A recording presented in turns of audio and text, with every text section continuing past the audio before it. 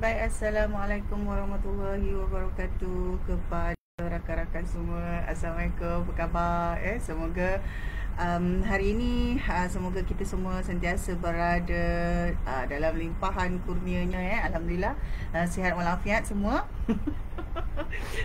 Kerana ada beberapa ada semalam pun ada beberapa rakan tanya macam mana lepas vaksin, sihat tak sihat kan. Setakat ni alhamdulillah, memang betul lah ia bergantung kepada badan masing-masing kan, sama ada vaksin ataupun tidak ni sebenarnya itu juga adalah satu keputusan. Jadi semoga apa-apa yang kita lakukan akan dapat memberi manfaat bukan hanya kepada kita, tetapi manfaatnya sebenarnya kepada orang lain di sekeliling kita juga. Jadi untuk itu sekali lagi pagi ni saya sekali lagi mengambil kesempatan untuk mengucapkan Assalamualaikum, selamat pagi semua. Pagi-pagi tadi ada banyak update, terpaksa menjawab beberapa message yang masuk semalam. Jadi ambil masa sikit, lebih lambat sikit pagi ni, tetapi sebagaimana yang saya maklumkan, insya-Allah selagi mana kita ada ruang, ada peluang, perkara-perkara yang sentiasa kita boleh sampaikan, kita teruskan, dan kita boleh sahaja pilih kepelbagaian melalui kepelbagaian platform yang ada, sama ada dalam platform berbayar, platform percuma ataupun seumpama dengannya. Ia sebenarnya merupakan juga satu pendekatan, pilihan yang kita boleh ambil. Jadi kepada rakan-rakan semua sekali lagi selamat pagi, Assalamualaikum. Jadi alhamdulillah hari ini kita dapat meneruskan lagi hari kita. Kepada rakan-rakan yang masih terus menerus memberi sokongan, saya ucapkan terima kasih, terutamanya kepada kawan-kawan apabila kita berada dalam circle ataupun dalam kumpulan masing-masing, tak kiralah sama ada kumpulan tu kumpulan yang fokus kepada wanita, mungkin kumpulan tu fokus kepada hal-hal pendidikan anak-anak, mungkin kumpulan tu fokus kepada hal-hal rumah tangga, hal-hal keluarga, ataupun fokus pada kerjaya, fokus pada bisnes. Jadi kesemua link jaringan kumpulan yang kita ada ni, mestilah dia ada dua hala. Maksudnya kita bersedia menerima dan kita juga kena sedia memberi. Jadi kadang-kadang orang ingat platform social media ni Facebook sahaja, tapi sebenarnya social media ni termasuklah grup-grup WhatsApp, grup-grup social media Facebook ataupun IG ataupun YouTube, semua sekali. Maksudnya kepelbagaian platform yang ada di luar sana, dan yang sekarang ni ramai juga yang berada dalam grup-grup Telegram. Jadi saya doakan semoga semua urusan dan pengurusan serta apa sahaja aplikasi yang digunakan dapat memberi manfaat bukan hanya pada diri kita, tetapi juga kepada orang di sekeliling kita. Jadi hari ini sebenarnya ada beberapa perkara sebenarnya yang berlaku dan dibincangkan dari masa ke semasa. Jadi yang terkini ini adalah tentang kita bercakap tentang resilience, kita bercakap tentang kekuatan kita untuk menempuhi setiap situasi. Jadi situasi ni kadang-kadang kita kata sebagai cabaran, ataupun secara mudahnya kita kata masalah lah kan. Jadi kita kata hidup ni tak dapat lari daripada masalah, betul lah tu tetapi kita sendiri sebenarnya mesti sentiasa bersedia untuk menghadapi setiap situasi. Sebab cabaran tu biasanya kita kata datang dengan masalah. Sebenarnya kejayaan pun boleh jadi satu cabaran. Orang kata susah sahaja akan bawa masalah, sebenarnya kesenangan ataupun orang kata kejayaan juga sebenarnya boleh menjadi satu cabaran. Jadi saya lebih suka pendekatannya kepada cabaran berbanding masalah. Cabaran, kadang-kadang kita baik pun ada cabaran, kita tak baik pun ada cabaran. Semuanya tu sebenarnya ada cabaran masing-masing. Jadi untuk itu hari ini sebenarnya apakah bila orang bercakap tentang resilience kan, orang kata tentang ketahanan, nak tahan tu, nak tahan, katalah tak semestinya dalam keadaan COVID, tak semestinya, katalah dalam keadaan biasa sekalipun kita akan sentiasa ada cabaran. Kita akan ada masa-masa kita hilang fokus, ada masa-masa kita hilang motivasi, ada masa-masa kita akan jadi malas, ada masa-masa kita tak nak buat apa-apa, ada masa-masa kita banyak sangat buat benda. Jadi perkara ini sebenarnya adalah antara cabaran biasa yang kita akan lalui, ups and down, kita panggil sebagai kalau macam ada kadang-kadang kita buat storytelling dengan kawan-kawan ataupun dengan anak-anak, biasa kita selalu sebut we always have to go down the valley up the hill, down the valley, up the hill again, down the valley. Jadi benda tu akan sentiasa berlaku. Orang kata kita ada turun naik, kita ada turun naik. Jadi untuk perkara itu, kita kata macam mana bila bercakap tentang resilience, kita kata oh kena kuat ni, kena kuat. Yalah, kuat tu kuat macam mana kan? Adakah dengan kuat fizikal saja? Maksudnya adakah dengan kekuatan kita tu kita kata okey kita ni sihat walafiat? Adakah itu orang kata mencukupi? Adakah dengan kita kata okey kita kena pandai, adakah hanya pandai itu sahaja memadai untuk kita kata kita ni boleh menjadi seorang yang kuat, kita ada satu daya resilience yang tinggi? Adakah itu hanya satu-satunya cara? Jadi hari ini sebenarnya saya dapati apabila saya semak semula dan berbual-bual dengan ramai orang, antara perkara yang membantu kesediaan setiap individu, setiap orang untuk melalui semua perkara yang dilalui adalah apa yang dia beri kepada fikirannya. Dalam keadaan semasa kadang-kadang kan kita ada yang bercakap-cakap ataupun berjumpa, hantar mesej, hantar email itu, saya dapati bahawa ada orang cakap macam mental block ataupun stuck, tak boleh fikir. Sebenarnya itu adalah fenomena biasa. Maksudnya kadang-kadang walaupun bukan semasa pandemik, bukan dalam keadaan susah pun, kita ada mental block ataupun kita stuck, tak boleh nak fikir itu tadi. Memang ada. Tetapi apa yang membolehkan kita patah balik atau membolehkan kita get back to the right track tu tadi, sebenarnya apabila kita boleh retrieve, kita boleh membuka semula bank-bank simpanan dalam otak kita dan dalam emosi kita. So kita ada bank sebenarnya. Bank itulah yang kita kata, contoh kalau dalam fikiran kita, bank itu adalah sebenarnya apakah maklumat ataupun perkara-perkara ataupun input-input yang kita dah beri kepada minda kita, kepada otak kita, kepada fikiran kita, apa yang kita dah beri. Jadi kadang-kadang apa yang kita dah beri itu bukan sekarang. Ia adalah satu proses yang panjang yang berlaku dari dulu. Mungkin 10 tahun lepas, 5 tahun lepas, 2 tahun lepas, tahun lepas, bulan lepas. Jadi itu semua adalah orang kata macam kita simpan duit dekat bank. Otak kita ni pun macam bank, emosi kita ni pun macam bank. Ada benda-benda yang kita masukkan dan dia simpan dalam tu. Ada masa-masa kita akan keluarkan, kita akan guna, kemudian kita tambah balik. Kita boleh imagine macam tu, macam bank. Jadi bila saya letakkan hari ni saya bercakap tentang beri minda kita makan ni, sebenarnya dia analoginya adalah seumpama kita menyimpan duit dalam bank. Jadi kita tak boleh kosongkan akaun bank kita tu, betul? Kalau dengan bank dia ada satu syarat, minimum ada berapa? Ada setengah bank minimum RM100, RM200, ikut akaun lah. Kalau macam akaun tu akaun simpanan biasa, kalau akaun tu current account dia lain, kalau fixed deposit dia lain cara dia. Jadi otak kita ni, kalau kita kata minda kita ni dan jiwa kita ni, kalau kita analogikan dengan bank, kita kena tengok akaun apa yang kita buka. Kita buka akaun apa? Kita buka akaun savings ke yang tiap-tiap hari kita nak keluarkan, ataupun kita kata kita buka akaun current account ke, maksudnya yang yang lebih orang kata bersifat transaksional untuk perniagaan, macam current account tu cara dia urus tu lain sikit lah. Dia kena ada izin kan, nak keluarkan kena ada, semualah sama je sebenarnya akaun personal pun, tapi tujuan dia berbeza. Kemudian adakah dia berbentuk macam investment account? Jadi kalau kita boleh analogi, kita fahamkan konsep bagaimana kita beri minda kita makan dan emosi kita ni, apa yang kita bagi masuk ni, seumpama akaun bank kita, kita akan dapat konsep tu. Jadi kalau macam minda itu, sebabnya salah satu perkara yang kita masukkan kepada fikiran kita adalah apa yang kita baca, iaitu buku. Ialah tentang apa yang kita baca, iaitu buku. Ini adalah antara jenis-jenis akaun yang kita buka untuk bank minda kita dan juga bank emosi, sebab dia ada kaitan. Jadi katalah ada setengah orang kata dia banyak mendengar tu pun ada satu jenis akaun dia. Jadi nanti tuan-tuan puan lihatlah jenis akaun apa yang kita buka untuk fikiran kita, untuk minda kita dan untuk emosi kita. Jadi kadang-kadang kita kata kita buat jaringan social network, itu pun satu bank untuk minda kita dan emosi kita. Tapi kita kena tahulah kategori apa.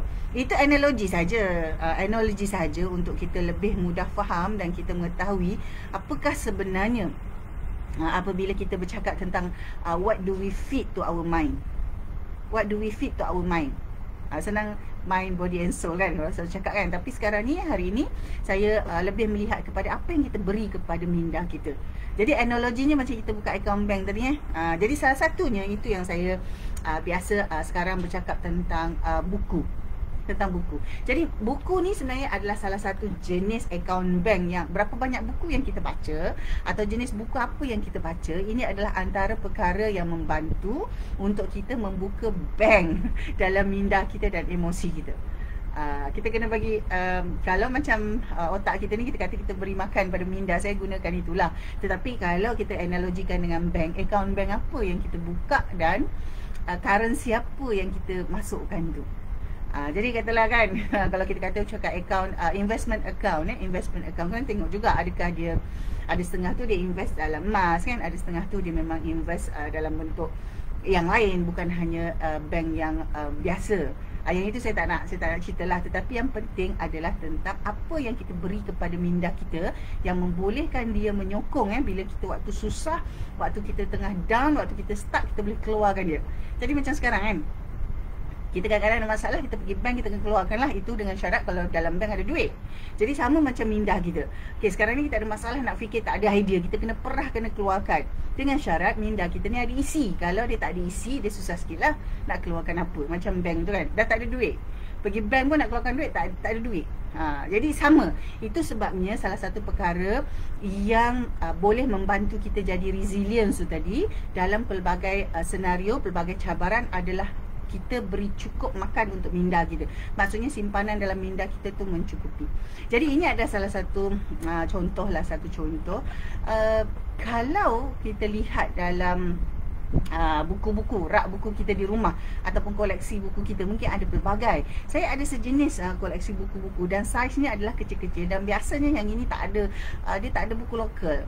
Saya ada banyak buku macam ni, dia tajuk-tajuk dia macam Hugs for Mom.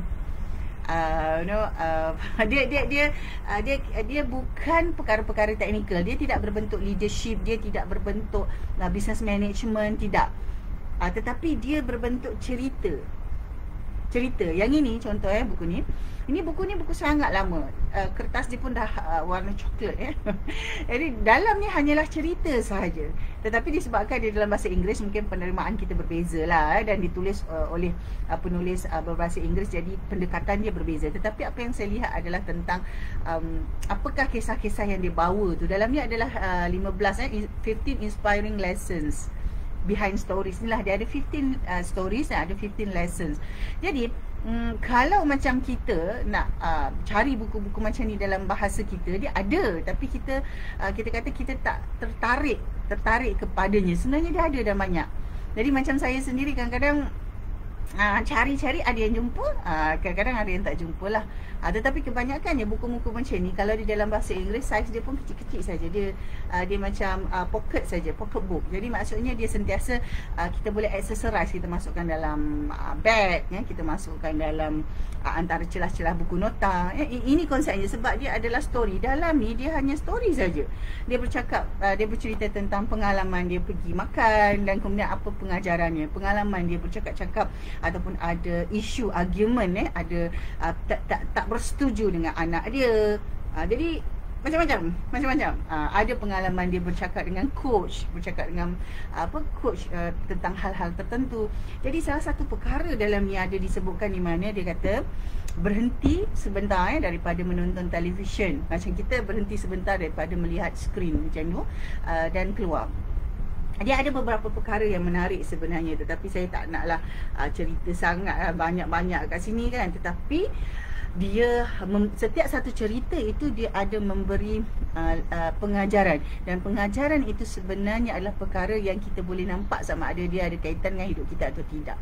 Jadi sebahagian daripada input dan perkara-perkara ni sebenarnya menjadi makanan kepada minda kita.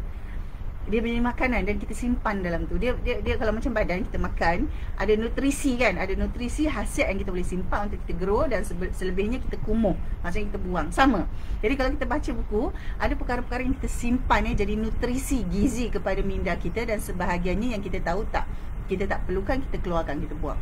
Jadi itu maksudnya kita beri minda kita makan. Jadi semakin banyak makanan-makanan yang berkhasiat kita bagi kat fikiran kita, semakin banyak buku-buku bagus yang kita baca untuk menajamkan fikiran kita, semakin kuat kita membina daya resilience kita tu tadi, daya ketahanan kita tu tadi. Jadi sebab orang cakap how to become resilient, resilience is the next currency, macam-macam orang cakap kat luar, tapi orang tak cakap nak buat tu macam mana. Antaranya adalah dengan memberi minda kita makan makanan yang berkhasiat, termasuklah dengan membaca bahan-bahan. Kadang-kadang kita kata bahan yang bagus tu macam mana, asalkan bahan tu ada message, kan, bahasa Inggeris ke, bahasa Melayu ke, Mandarin ke, Arab ke, tak kira, selagi mana kita boleh faham bahasa tu, kita baca. Mungkin kandungan dia cerita saja, dalam ni memang cerita saja.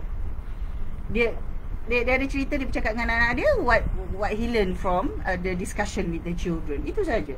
Tetapi perkara yang disebut tu kadang-kadang kita rasa sama je, tak ada apa-apa pun, betul.